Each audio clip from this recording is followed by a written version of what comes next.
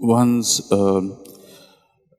professor of law was explaining to his students what to expect while for the examinations.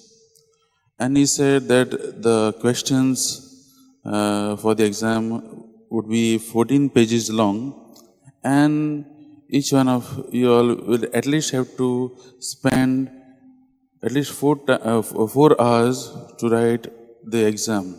And when the students heard this, their face fell down and they grumbled. And just to give them a small consolation, the professor said, in this very tough exercise, it's not that you are alone, you are all together in one ship.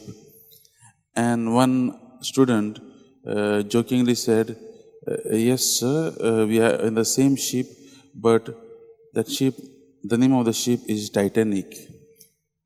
The ship which crashed the iceberg and drowned. A small conversation, my dear friends, but tells us a lot of things. It tells us that no, even in our life, it gives a complex reality of our life. Even in our life, we are faced with a lot of questions. We are faced with a lot of examinations where we will not have all the answers.